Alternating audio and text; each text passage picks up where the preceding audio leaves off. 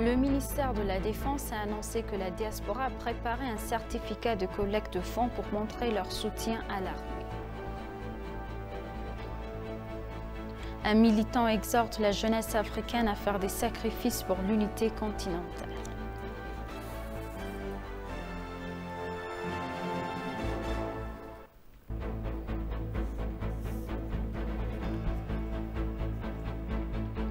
Bienvenue, chers téléspectateurs, c'est Aline Taibaro avec le journal du janvier 4.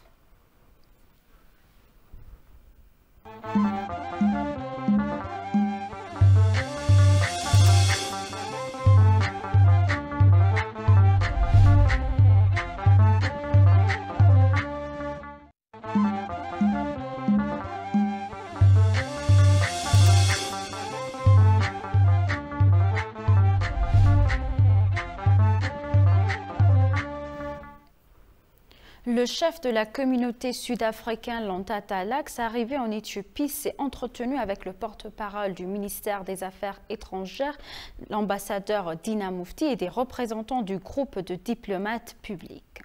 Au cours de la réunion, l'ambassadeur Dina a remercié Lax pour ses efforts visant à faire entendre la voix de l'Éthiopie.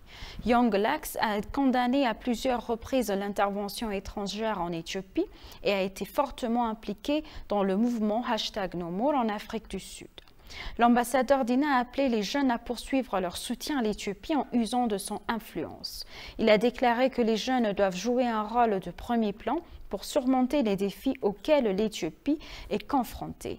Lax et d'autres jeunes sud-africains soutiennent la lutte des Éthiopiens dans tous les domaines, a-t-il déclaré. C'est un jeune homme qui a un impact significatif sur l'organisation de la communauté de Soweto dans la région où vit Lax.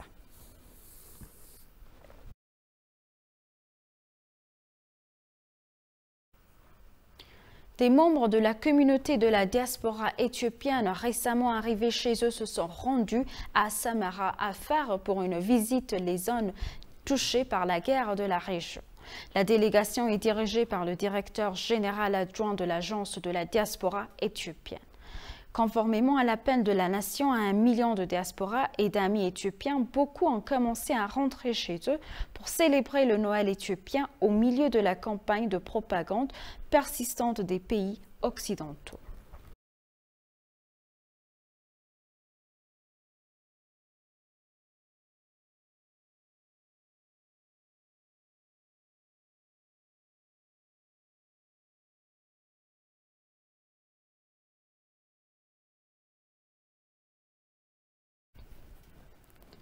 Un programme de transplantation d'empreintes digitales fer verte impliquant la communauté de la diaspora est en cours à Addis Abeba. Le programme se déroule au parc de la diaspora à Addis Abeba. Lors de l'ouverture du programme, la maire a déclaré que la diaspora se débattait malgré la pression exercée par l'Éthiopie du monde extérieur. Selon la maire, l'administration de la ville avait mis en place un parc de la diaspora pour rappeler à la diaspora d'éduquer la génération, de réfléchir à la saison et de développer l'environnement. Les diasporas qui ont participé au programme ont exprimé leur sentiment particulier d'avoir pu accepter l'appel de la patrie et laisser leurs empreintes, et qu'ils sont prêts à soutenir le pays dans tous les domaines en mettant en avant une telle participation.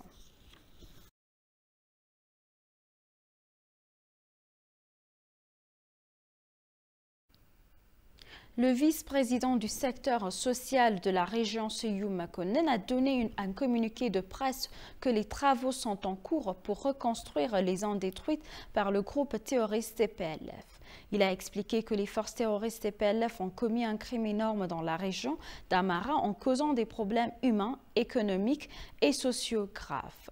Plus de 11,4 millions de personnes ont été exposées à des problèmes, notamment des personnes déplacées dans les zones où le groupe terroriste a envahi.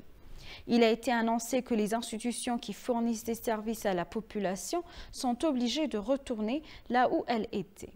Il a expliqué qu'un effort involontaire est fait pour amener d'autres fournisseurs de services à travailler dès que possible.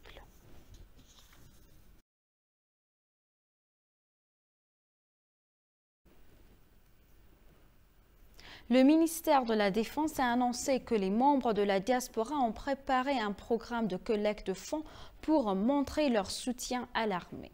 Les diasporas qui ont reçu l'appel du Premier ministre ont préparé une attestation de collecte de fonds pour montrer leur soutien à l'armée de défense nationale. Il a déclaré que le certificat de soutien devrait donner de 500 à 10 000 € par la diaspora. La diaspora collectrice de fonds a indiqué qu'elle était prête à exprimer son soutien à l'armée et à renforcer les capacités de l'armée. Le ministère de la Défense a précisé que le certificat de collecte de fonds peut être obtenu à l'entrée et à la sortie des compagnies aériennes et des hôtels éthiopiens. Le président de l'Association éthiopienne du tourisme et marketing hôtelier, Getaun Alamou, a déclaré que la collecte de fonds créera une opportunité de faire partie de cette histoire en contribuant au soutien des enfants éthiopiens. Par ailleurs, une association dénommée Défendre l'Éthiopie, qui regroupait les Éthiopiens vivant dans 12 pays européens, a fait don de nombreux équipements médicaux.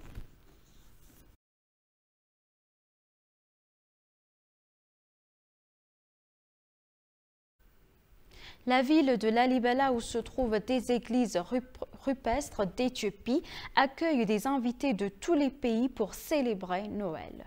Les jeunes de la ville accueillent les invités en organisant divers événements, dont le lavage des pieds des invités. On a plus à ce sujet. La ville historique de Lalibela, berceau des festivités de Noël, a commencé à accueillir des visiteurs de tout le pays. Le prêtre Malaka Tafara, qui est venu à Lalibela de la zone ouest de Gojam pour le festival, a exprimé sa joie que la ville ait été libérée du groupe terroriste. Le prêtre a remercié la population de l'avoir accueilli malgré les coupures d'eau et d'électricité causées par le terroriste TPLF.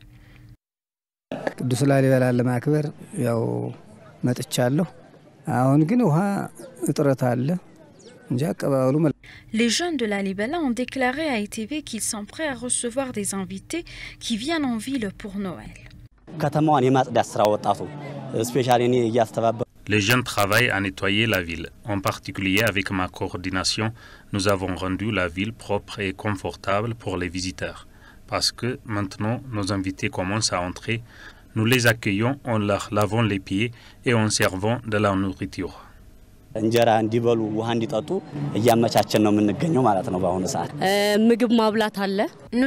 de la nourriture à nos invités. Il n'y a rien de différent de l'année dernière.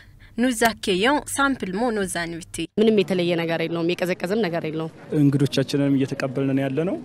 accueillons nos invités. Nous nous préparons encore car les invités arrivent toujours. Actuellement, l'activité dans la ville est bonne et paisible. Nous avons tout préparé pour le festival.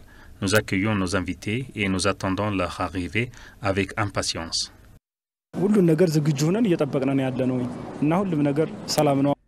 Les jeunes de la ville qui travaillent à coordonner la célébration du festival font leur part pour s'assurer que les visiteurs ne souffrent pas de la destruction des infrastructures et ils ont également dit que les clients devraient se sentir à l'aise car la ville est paisible.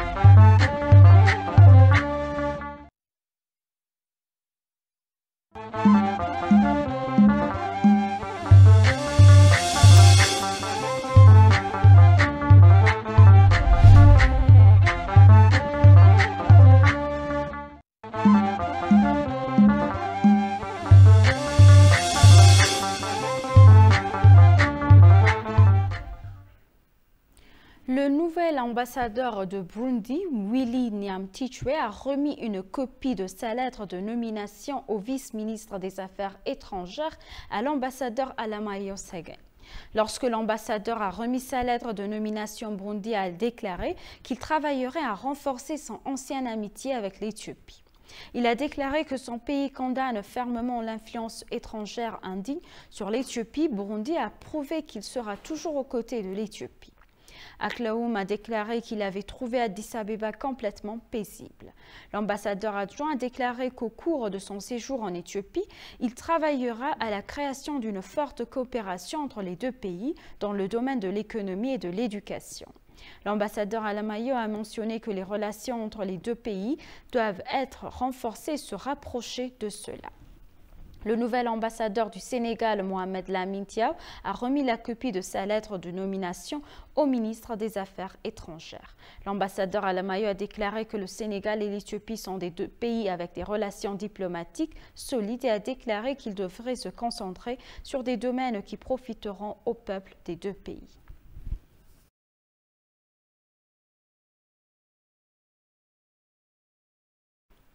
Chers téléspectateurs, nous vous rappelons les titres principaux. Le ministère de la Défense a annoncé que la diaspora a préparé un certificat de collecte de fonds pour montrer leur soutien à l'armée. Un militant exhorte la jeunesse africaine à faire des